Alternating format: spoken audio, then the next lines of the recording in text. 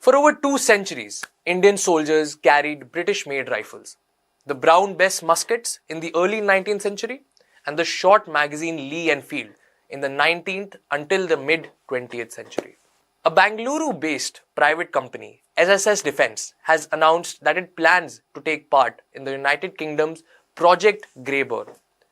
This is a major program through which the British Army wants to replace its current service rifle, the SA-80, which has been in use since the late 1980s. Under Project Grayburn, the UK plans to buy around 150 to 180,000 new rifles, with induction expected before 2030. If SSS Defence succeeds even in reaching the final stages of the competition, it would be a historic moment. It would be the first time an Indian private sector firearms company competes for a large Western military rifle contract. What rifle is India offering? Let's take a look. SSS Defence is likely to offer its Manohar 72 or M72 assault rifle. This rifle is currently made in 5.56 into 45 mm NATO caliber, which is widely used by NATO countries. However, the British Army has not yet finalized the caliber it wants.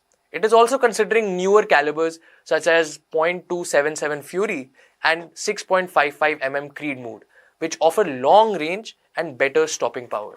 The M72 is designed to meet modern battlefield needs. It is lighter, modular, and easy to maintain than older rifles. It uses short-stroke gas piston system, which generally improves reliability and reduces fouling. The rifle can be adapted with different barrel lengths for close combat or standard infantry roles. Features like ambidextrous controls, adjustable stocks, and modern mounting rails match what Western armies expect today. Why is the UK replacing the SA-80? The SA-80 entered service in 1987. Early versions had serious reliability problems, especially in harsh conditions like deserts. These issues were later fixed by Heckler & Koch, resulting in improved versions such as the L85A2 and L85A3. Despite these upgrades, the SA-80's bullpup design is now considered outdated.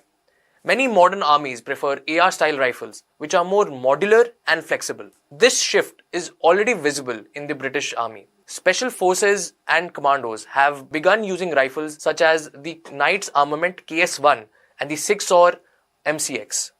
Project Grayburn aims to bring these modern rifle standard to the wider army. SSS Defence will face stiff competition from the established global arms makers such as FN Hernstal, Beretta, 6-AWR and Heckler & Koch. These companies have decades of experience supplying NATO arms. Even so, the importance of this bid goes beyond winning or losing. It shows how far India's private defence manufacturing sector has come. From a country that once imported nearly all its weapons, India is now confident enough to compete in top-tier Western defence programs. In many ways, this moment is symbolic. For generations, Indian soldiers carried British-made rifles. Today, an Indian-made rifle is trying to earn the trust of the British Army itself, a clear sign of how global defence manufacturing dynamics are changing.